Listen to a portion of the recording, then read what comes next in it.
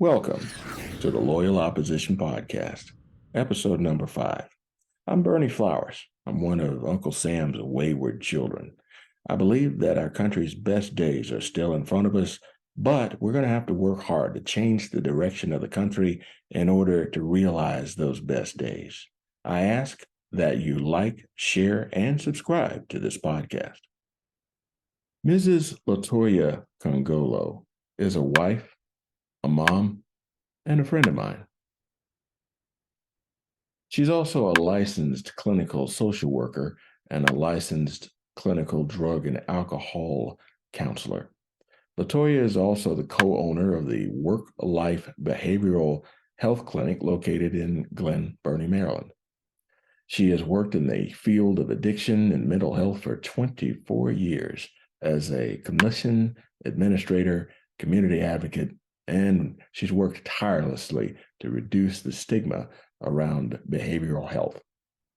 LaToya is a past president of the Maryland Addictions and Behavioral Health Professionals Certification Board. She's an adjunct professor at the Addictions Department at Anne Arundel College. LaToya is the 2020 recipient of the Leadership Anne Arundel Distinguished Graduate Award for her work and advocacy in the field of mental health in Anne Arundel County.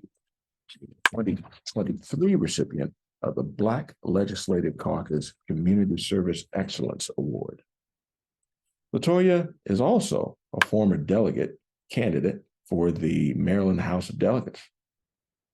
To say that she's an expert on kids, schools, and mental health would be an understatement. She's also very active in Maryland's politics. LaToya is a force to be reckoned with.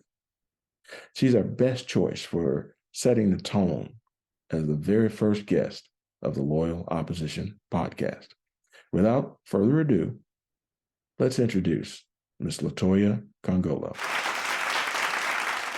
Hi, LaToya. Thank you for being with us. How are you tonight? You are wonderful for doing this, and we appreciate you. I got a few questions for you, and let's start. Where are the biggest problems that you see as a professional, a mental health professional, in our schools? Let me just say that first of all, I've been in the field of mental health for 25 years. I own a mental health and addictions outpatient practice. I served on our education citizens advisory committee for the Anne Arundel County Board of Education and chaired the social and emotional committee for the CAC. And I'm a small business owner. So when you ask me about education, the role that I play, more importantly, is the role of a mother, is having two children in two different schools. Okay, so I have one in public school and I have one in private school. And I see the vast difference between my children's education based on those different environments. What I see in the public schools, I see that there is less focus on the academics, the curriculum that will make our kids compete with other kids, not just in America, but across the world.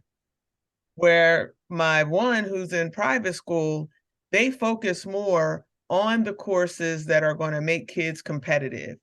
And they do it in a more fiscally responsible way, and they require parental involvement. If we don't put in the volunteer hours for our private school, that's a requirement for parents, we have to pay a fee. So I feel like public schools in particular are not setting our kids up for success and allowing them to be competitive with the students that are going to be applying to Harvard and some of our top tier educational institutions. We have kids in third world countries, Bernie, who speak multiple languages, who outscore our students on the SATs, and English isn't their first language for a lot of those kids. Wow. We need to look at that. We need to look at the fact that our kids here in America are supposed to be more privileged. We're the most powerful country in the world, but yet our kids are falling behind generation academically. That's a problem. You are a true Focusing on in the field, and Mhm. everybody would know. You would know. Yeah, I see it. I've seen it. I saw it before the pandemic. I've seen it get worse since the pandemic, Mhm. and the kids are fall behind. So our educational system needs to now focus on the academics, the courses that are going to set our kids up for success to compete with other kids across the world. As an expert that you are, I take your opinion with 100% validity. So, with that said, I got another question for you. What can you tell us about the new regulations restricting parental involvement in children's lives? We're hearing a lot about that, and you're right on the front line. So, what can you tell us about that? Well, I would say that those regulations were set up to protect kids whose parents are um, not as involved, where they're not living in safe environments. If the kids had issues, their parents were not open to listening to those issues. And a lot of times kids would suffer the backlash of their parents not being supportive of their issues. Okay. That's a small minority. Majority of parents want to be involved in their kids' lives. They want to be a participant in their kids' mental well-being, academic well-being, social well-being. Most parents want that. But because you have the small fraction of parents who aren't involved, those regulations have now stifled all parents. And that's the issue, is that it's now cutting us out, the parents who do want to be involved. So schools are now, not even schools, mental health professionals. I mean, we have, a law here in Maryland that was passed not too long ago where kids as young as 12 years old can get mental health services without the consent of their parents. But me as a mental health expert, I can tell you without a shadow of a doubt that most success when it comes to therapy, most successful outcomes are when the parents are involved because most of the issues that the children are dealing with are as a result of their environment. And where do they spend most of their time? Which two environments do they spend most of their time, Bernie? Do you want to take a guess? I would narrow when you're talking. I'll let you do the talking. Okay. Our kids spend most of their time in two environments, school and home. Yes, ma'am. School and that's where you're going to see the biggest influence, the biggest impact. But when you shut parents out of what's going on in that school environment, how are they going to now change things at home? How are they now going to offer their children the proper support when they're being shut out by the mental health provider? They're being shut out by the schools.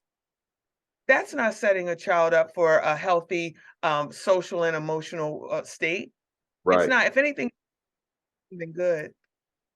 Being the expert that you are, and having been a politician because you run for office, what would be your strategy to repair some of these problems?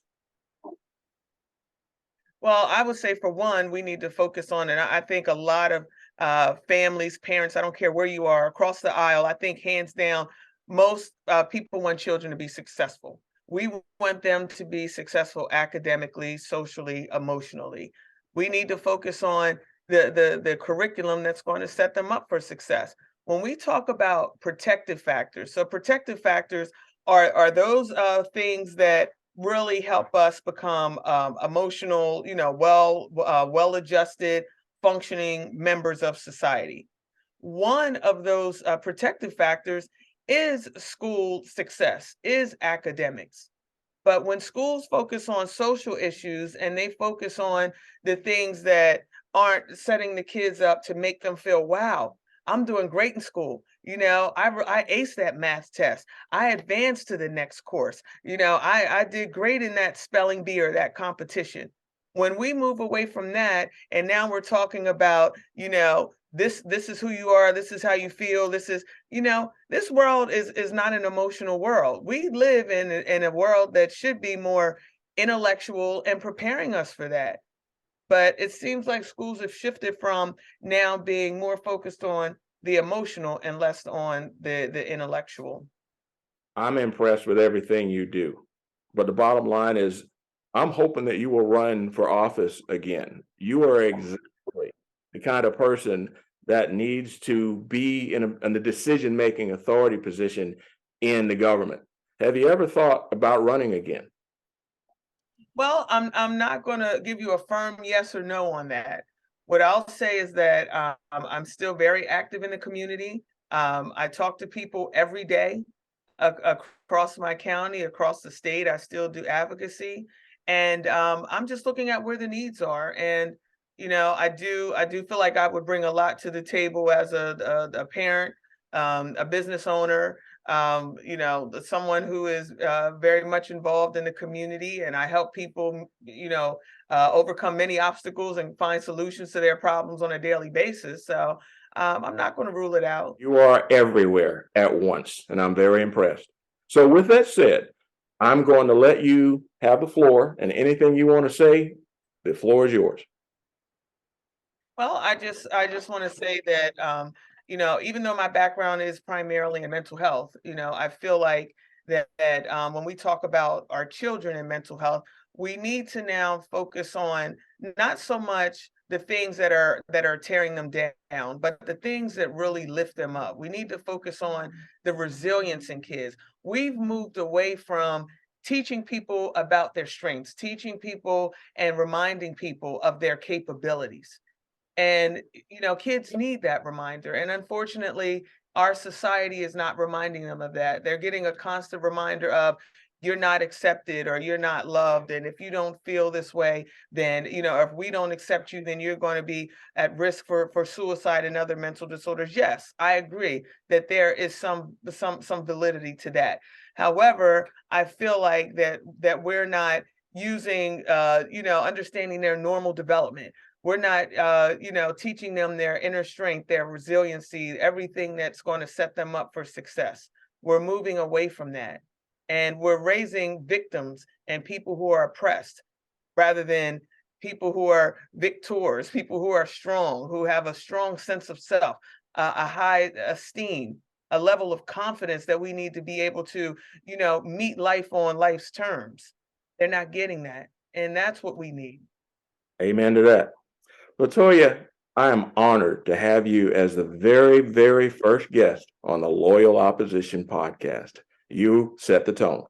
So, with that said, I thank you for taking time out of your day to spend with us. And I look forward to seeing you. You keep up what you're doing. And thank you again. This was an honor to be your first guest, and I'm sure that your podcast is going to be successful, Bernie. If anyone would like to get in touch with me after today, I can be reached at LaToya, the number 4, Maryland.com. You can also follow my Facebook page, which is also LaToya, the number 4, Maryland. And I'll continue to do the hard work in the state of Maryland, alongside my good friend Bernie and others who are doing good work across the state. Well, that's about it for now. We thank our good friend, Mrs. LaToya Nkongolo, for joining us and being our very, very, very first guest on the Loyal Opposition podcast. This podcast is produced in association with Liberty Arise Media and other podcasters. I ask that you like, share, and subscribe. And also, be sure to get your copy of my new book, Black Values Matter. You can find it on Amazon or as an ebook on Audible and iTunes. And remember, it's okay to disagree, but if we want our experiment in democracy to succeed and prosper, we must insist on unity, transparency, and civility from ourselves and our fellow citizens. We are the Loyal Opposition. See you next week.